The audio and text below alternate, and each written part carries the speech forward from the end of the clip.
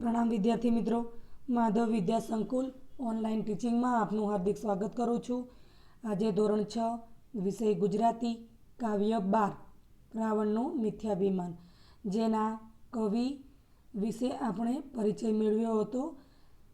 ગિરધર કવિ છે એના, અને આપણે આ કાવ્યનો સમજૂતી મેળવી હતી એના અગાઉના વિડીયોમાં। તો હવે આજે આપણે આ કાવ્યનો અભ્યાસ અને સ્વાધ્યાય જોઈશું। એ પહેલાં આપણે શબ્દ સમજૂતી જોઈ લઈએ। વિદેહ એટલે જનક રાજાનું એક નામ, ત્રંબક એટલે શિવજીના ધનુષનું નામ, ચાપ એટલે ધનુષ્યની પણસ, અટ્ટહાસ્ય કરવું એટલે ખડખડાટ હસવું, કંદુક એટલે રમવાનો દડો, બંદીવાન એટલે કેદી, ભૂષણ એટલે ઘરેણું, અભિરામ એટલે મનોહર, સંકટહરણ એટલે દુઃખ હરનાર, નિસ્તેજ થવું એટલે ઝંખવાવું અથવા તો નિરાશ થવું, પરિતાપ એટલે સંતાપ, અધર એટલે નીચલો હોઠ, જોધ એટલે યોદ્ધો, પરસ્વેદ એટલે પરસેવો, પ્રહાર એટલે ઘા, કચ્ચર થવું એટલે કચડાવવું, પૂરભંગ એટલે નગરનો નાશ, ચંપાવવું એટલે દુઃખથી દાઝવું, નિશિચર એટલે રાક્ષસ, વસ્ત્રાભૂષણ એટલે ઘરેણાં અને કપડાં, બ્રહ્માંડ ચાક ચડાવવું એટલે સમસ્ત વિશ્વને ગોળ ફેરવવું, નિર્ધાર એટલે નક્કી, વિકટ દ્રષ્ટિ એટલે તીક્ષ્ણ નજર, ગૌરવ એટલે ભારેખમ, વિષ એટલે વિષ, જે ઝેર નહીં વિષ એટલે વિષ હાથ, સ્વયંવર એટલે કન્યા પોતે પસંદ કરે તે માટેનો સમારંભ, તત્કાળ એટલે તે જ વખતે, રક્તલોચન એટલે લાલ આંખો, મેરુ મંદરાચળ એટલે આ બંને પર્વતોના નામ છે, કરશુ એટલે હાથ વડે, કર એટલે હાથ, કરશુ એટલે હાથ વડે, શિવચાપ એટલે શિવજીનું ધનુષ્ય ત્રંબક। અભ્યાસનો પ્રશ્ન પહેલો, નીચેના દરેકના પ્રશ્નના ઉત્તર માટે આપેલા વિકલ્પોમાંથી સાચા વિકલ્પનો ક્રમ અક્ષર પ્રશ્ન સામે આપેલા બોક્સમાં લખો। હવે આપણે એના વિકલ્પોની અંદર જોઈશું। પહેલું છે, સીતાના સ્વયંવરમાં મૂકેલ ધનુષ્યનું નામ શું હતું? તો અહીંયા આપણને 4 આપેલા છે નામ: ત્રંબક, ગાંડીવ, પરાશર કે અનુષ્કા। તો અહીંયા આપણે જવાબ લખીશું ત્રંબક, કેમ કે આ ઘડીએ વળીએ આપણને અંદર આવી ગયેલું છે કે ત્રંબક નામનું ધનુષ્ય, એવું આપણે સાંભળવા મળેલું છે। એટલે આપણે બોક્સની અંદર સામે લખશું અહીંયા ક। એ પછીનું આપણે બીજું જોઈ લઈએ। સીતા સ્વયંવરમાં મૂકેલ ધનુષ્ય કોનું હતું? સીતાના સ્વયંવરમાં મૂકેલું ધનુષ્ય કોનું હતું? અહીંયા વિકલ્પો આપેલા છે: શિવનું, કૃષ્ણનું, રામનું કે જનકનું। તો અહીંયા આપણે જવાબમાં લખીશું ક, શિવનું। હવે આપણે ત્રીજું જોઈએ। રાવણનું મિથ્યાભિમાન કાવ્યમાં આખરે રાવણ, તો એનો આપણે જે વિકલ્પો આપેલા છે એની અંદર આપણે જવાબ જોઈશું। અહીંયા 4 વિકલ્પો આપેલા છે: ઘવાયો, દબાયો, બેભાન થયો કે મૃત્યુ પામ્યો। તો આપણે એમાં સાચો જવાબ શોધીને લખવાનો છે।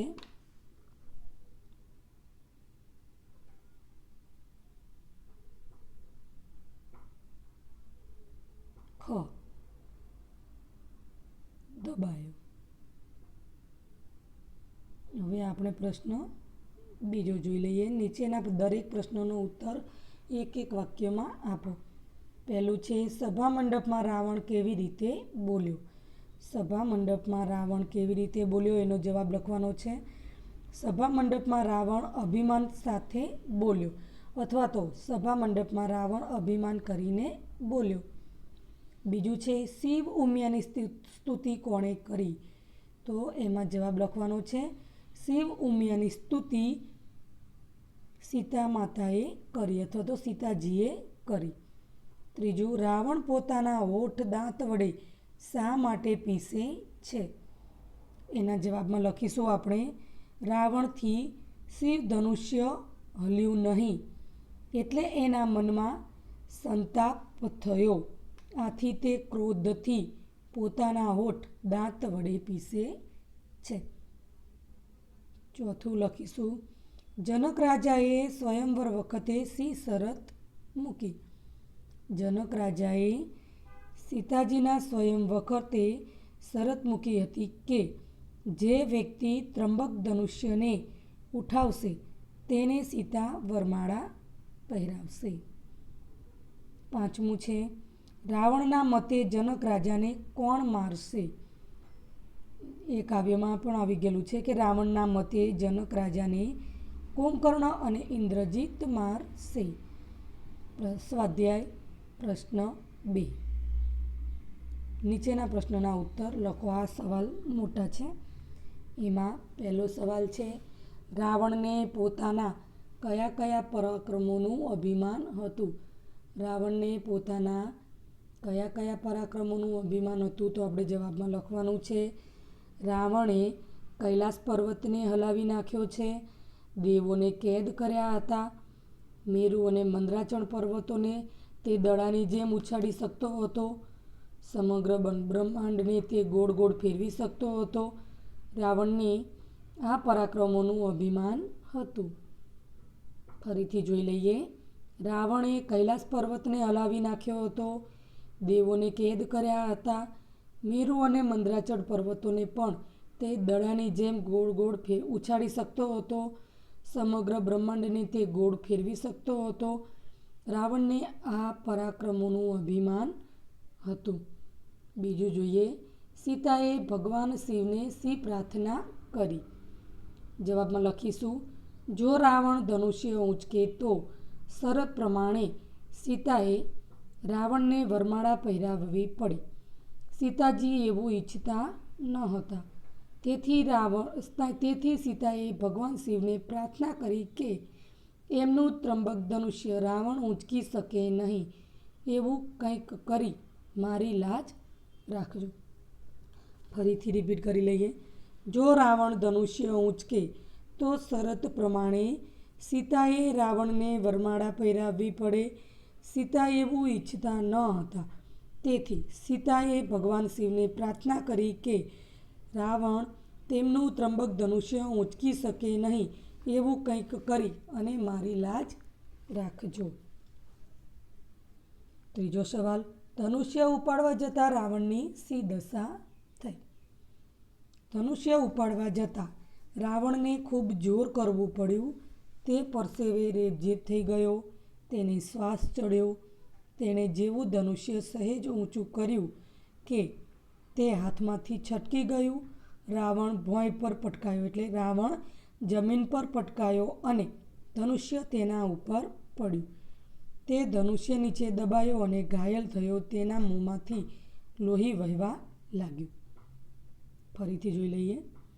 ધનુષ્ય ઉપાડવા જતાં રાવણને ખૂબ જોર કરવું પડ્યું.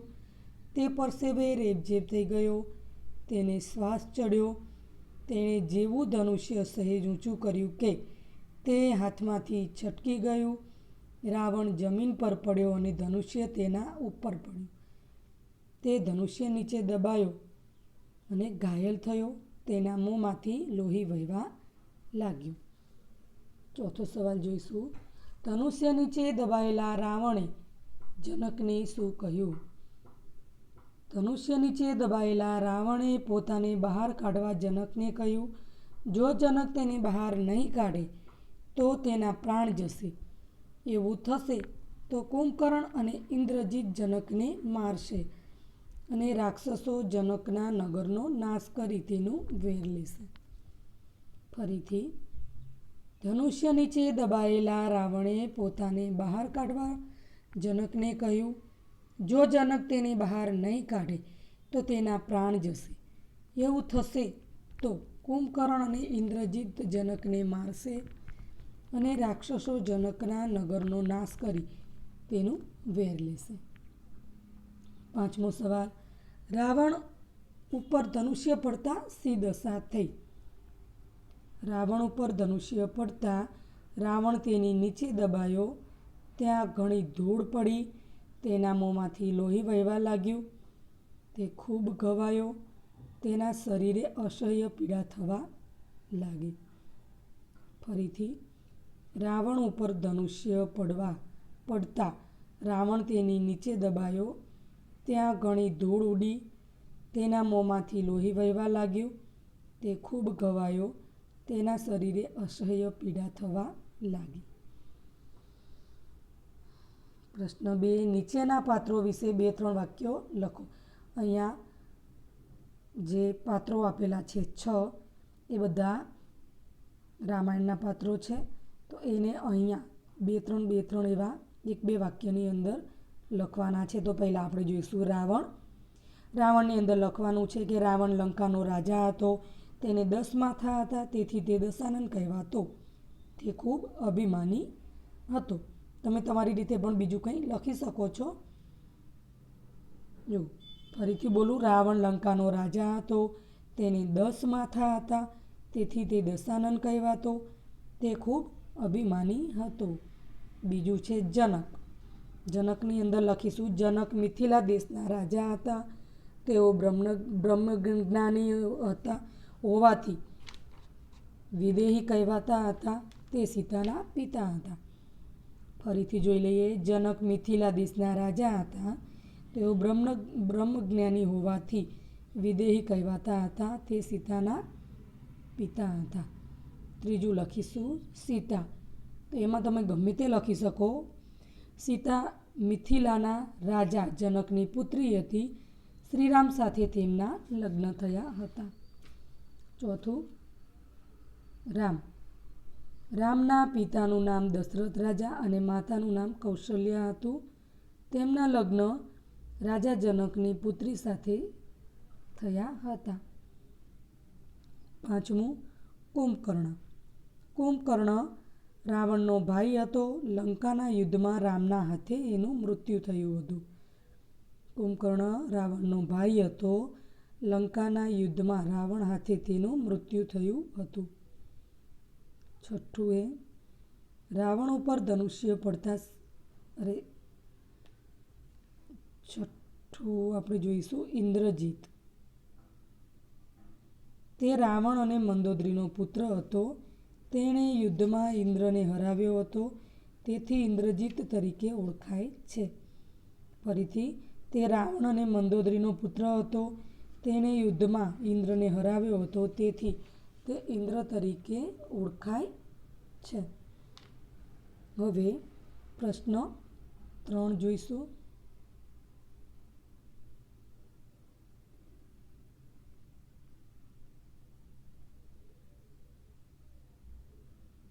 સીતાના સ્વયંવર વિશે વધુ માહિતી મેળવીને લખો. હવે અહીંયા તમારે સ્વયંવર વિશે તમારે થોડી વધુ માહિતી લઈ અને લખવાનું છે. સીતા જનક રાજાની દીકરી હતી. રાજા જનકને યજ્ઞભૂમિ ખેડતા તે મળી આવી હતી. તે નાની હતી ત્યારે શિવ ધનુષ્ય ત્રંબક વડે રમતી હતી. તે જોઈને પરશુરામે જનક રાજાને કહ્યું કે એ ધનુષ્ય ઊંચકીને ચાપ ચડાવી શકે એવા બળવાન વર સાથે એને પરણાવજો. સીતાનો સ્વયંવર યોજાયો ત્યારે જનકે આ શરત રાખી હતી. સીતાને પરણવા ઈચ્છતા અનેક ઉમેદવારો સ્વયંવરમાં આવ્યા હતા. બધા નિષ્ફળ ગયા. શ્રીરામે શિવ ધનુષ્ય ઊંચક્યું અને સીતાના લગ્ન થયા. પ્રશ્ન 4. આ કાવ્યની પ્રસંગનું વર્ણન તમારા શબ્દોમાં લખો. આ કાવ્યની પ્રસંગ કથાનું વર્ણન તમારા શબ્દમાં લખો. એ તમે ગમે તે રીતે તમારી રીતે પણ લખી શકો છો. અહીંયા આપણે જોઈ લઈએ. સીતાના સ્વયંવરમાં પિતા જનક રાજાએ શરત મૂકી હતી કે જે ત્રંબક ધનુષ્યની ચાપ ચડાવશે તેને સીતા વરસે એટલે એને પરણશે. રાવણને પોતાના બળનું અભિમાન હતું. સીતા રાવણને વરમાળા પહેરાવવા ઈચ્છતા નથી. આથી સીતા શિવને પ્રાર્થના કરે છે કે રાવણ ધનુષ્ય ન ઊંચકી શકે તેવું કંઈક કરજો. તેની પ્રાર્થના ફળે છે. રાવણ ધનુષ્ય ઊંચકવા જાય છે ત્યારે તેના હાથમાંથી છટકીને પડી જાય છે ને રાવણ તેના નીચે દબાઈ જાય છે. તેના મોંમાંથી લોહી વહેવા લાગે છે અને તે જનક રાજાને કાઢવા કહે છે. આમ આપણે આ રીતે લખવાનું છે. પ્રશ્ન 5, નીચેના શબ્દોના સમાનાર્થી શબ્દો આપો. અહીંયા જે નીચેના સમાનાર્થી શબ્દો લખવાના છે એમાં આપણે પહેલું લખશું તત્કાળ. તત્કાળ એટલે તરત. રક્ત એટલે લોહી. ત્રીજું છે કંદૂક એટલે દડો. ચોથું છે લોચન એટલે આંખ. ભૂષણ એટલે ઘરેણું. નિશિચર એટલે રાક્ષસ. અધર એટલે નીચેનો હોઠ અને પૂર એટલે નગર. હવે એના પછીનો છેલ્લો પ્રશ્ન આપણે જોઈશું. પ્રશ્ન 6, નીચેના શબ્દોને શબ્દકોશના ક્રમમાં ગોઠવો. નીચે શબ્દો આપેલા છે એને આપણે શબ્દકોશના ક્રમમાં કક્કાવારી પ્રમાણે ગોઠવવાના છે. મેરુ, ચાપ, ભૂષણ, અભિમાન અને નિશિચર. આ શબ્દોને આપણે ફરીથી ગોઠવી લઈએ. એમાં પહેલું આવશે અભિમાન, એ પછી આવશે ચાપ, નિશિચર, ભૂષણ અને મેરુ. ફરીથી અભિમાન, ચાપ, નિશિચર, ભૂષણ અને મેરુ. આવી રીતે આપણે આ શબ્દના કોશના ક્રમ પ્રમાણે ગોઠવવાના છે. તો અહીંયા મિત્રો આપણો અભ્યાસ અને સ્વાધ્યાય પૂર્ણ થાય છે. અસ્તુ, પ્રણામ.